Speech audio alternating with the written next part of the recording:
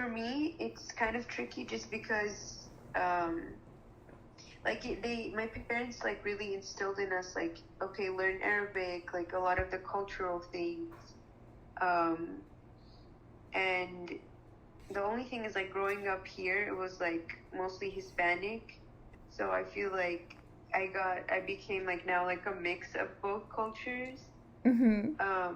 But they definitely still like we ate Arabic food, like learned the language, like listened to music. But in terms of like culture, like having other Arabs around, I never really had that. Um, but it's something like I am very proud of, and I talk about it whenever like it comes up.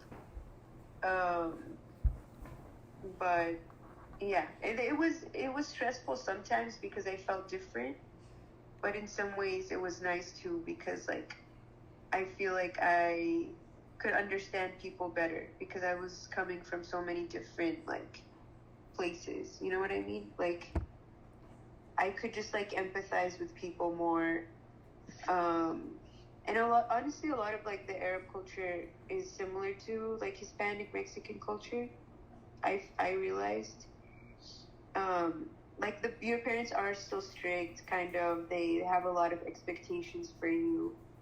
Um, so like conflicts was like wanting to fit in, like at school and stuff. So sometimes feeling like if people knew like I was Syrian or if I was different, like I don't know, that it was always like in the back of my head, like um, where that's like something that's setting us apart, so we could never really click as much. And then just with counseling, like therapy in general, like it's not something like Arabs are usually fond of. Like they don't perceive it very well, if that makes sense. Like they think of it as almost like a weakness, I feel like that it's not something that you really need. Uh, and for them, I think, especially like for my parents, and I feel like a lot of other Arab parents, it's kind of like they feel like it's an insult to their parenting or that they made a mistake. They just frown upon it. They think it's really not necessary, and it's kind of, so yeah. There's like taboo around it for sure. Like for me and my siblings, like we did have a lot of like anxiety and stress growing up, but I feel like we always thought like, oh, that's just how it is. But the older we get, the more we realize like that's not normal, and then there's like help for that. So at Right. first my parents weren't really like into the idea, and my mom really tried to help like me, especially my brother, because he went through a really hard time at one point. And she like would go to Austin and like my parents and try to talk to him, try to fix all the problems themselves, because there's like a lot of depression and anxiety and all of that. And then finally they like started to understand like, okay, I've done that, all that I can do, like it's time for a professional to help.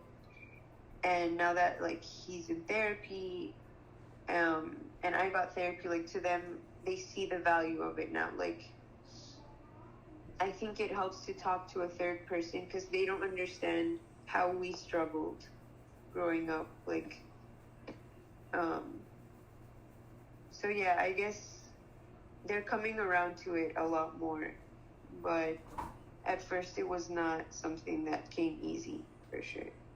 And how can we make counseling or therapy more accessible for the Arab American population? I think maybe also like having it accessible to maybe like teens Right. and college students, because I think those are the people, or not, yeah, just like throughout school, um, maybe providing it as more of an option, and like, discussing with the parents like the value it can have and how, normal it is in like today's society also, kind of.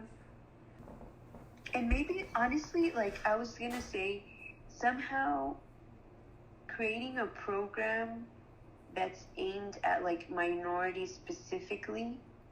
Like, because I feel like the first generation experience is very unique. Right.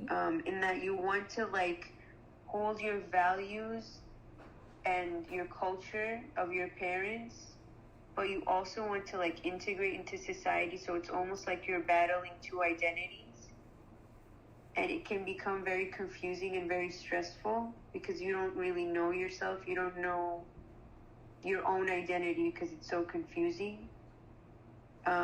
So maybe something geared towards like the Arab experience and like being first generation. Because so the issues are similar in a lot of cultures, but maybe something more specific to them, if that makes sense. Like, I feel like a lot of Arab parents who would find comfort in the fact that it's like a lot of other kids from the same background, right, like feeling those issues, because for them it's like they don't talk about these things. Like, I feel like for our generation, you talk about when you're stressed, you talk about your discomforts, and like you're more vulnerable in general, but like they don't do that as much. So I think if like what's it called, like we tell them like, oh, this is normal, you know, that we're all experiencing these things, they're like, oh, okay, so it's not our fault, or it's not something we did, it's just like their norm, it's what they were taught and what they're passing on to us. Right. But they're not seeing how some of those things can be harmful. Like, I always had like pretty bad anxiety, stress, like my whole life, but I never knew that it was like there was a, how do I say, like there's like a clinical aspect to it. Like the first time I like spoke to a therapist, everything came flooding out. She was like, yeah, you definitely have these things. And it was almost like a relief to hear, because like I always got those like stomach aches, and I got all those symptoms, like the physical symptoms, but I never knew that it was something psychological, if that makes sense. I just struggled with it all the time, and then finally feeling like there was putting a name to it and like making it more legitimate. Like I was like, oh, okay, you know, I didn't feel as bad, and knowing that there was a reason behind why I was feeling that way.